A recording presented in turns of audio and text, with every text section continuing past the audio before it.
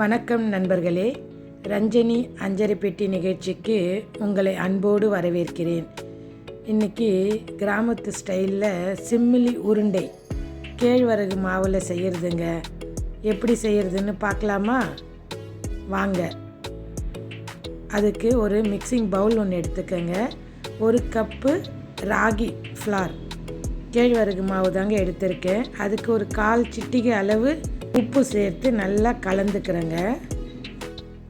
கொஞ்சம் கொஞ்சமாக தண்ணி தெளித்து நம்ம ரொட்டி சுடுற அளவுக்கு பதத்துக்கு நம்ம கலந்து எடுத்துக்கணுங்க. இப்போ ஒரு பேன் வச்சு அதில் நெய் சேர்த்து நம்ம இதை ரொட்டி மாதிரி தட்டி எடுத்துக்கணும். ஆனால் இது சிம்மில் வேகணுங்க. ஏன்னா கேழ்வரகு மாவு நல்லா வேகணும். இந்த பக்கம் ஒரு 10 மினிட்ஸ், அந்த பக்கம் ஒரு 10 மினிட்ஸ் நல்லா குக் ஆகட்டுங்க. இப்போ திரும்ப ஒரு 10 மினிட்ஸ் நல்லா குக் ஆகட்டும். அது சிம்மிலேயே தான் குக் பண்ணணுங்க. இதை எடுத்துட்டு இதே போல் இருக்கிற மாவு எல்லாமே நம்ம ரொட்டி மாதிரி சுட்டு எடுத்துக்க வேண்டியது தாங்க. இதை ஒரு பிளேட்டில் வச்சு ஆற வச்சுருவோம்.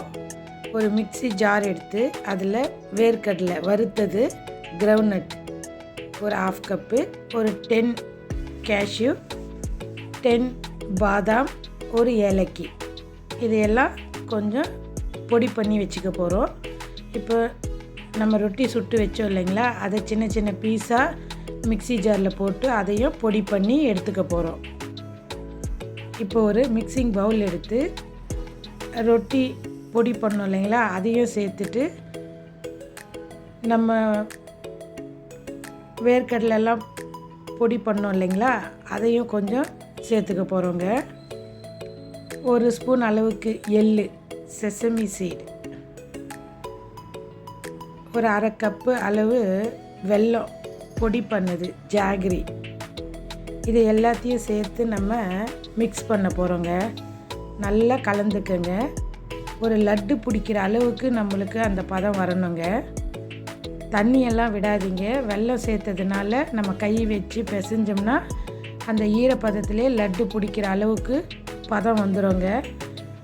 இந்த டைமில் நம்மளுக்கு தேவையான அளவு ஒரு 2-3 ஸ்பூனு நெய் சேர்த்து நம்ம உருண்டை பிடிக்கிறதுக்காக நம்ம நெய் சேர்த்துக்க போகிறோங்க.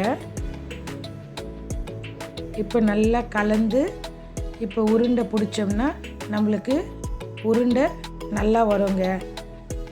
நம்மளுக்கு தேவையான அளவு சின்ன சின்ன உருண்டைகளாக பால் மாதிரி நம்ம உருட்டி வைக்க வேண்டியது தாங்க.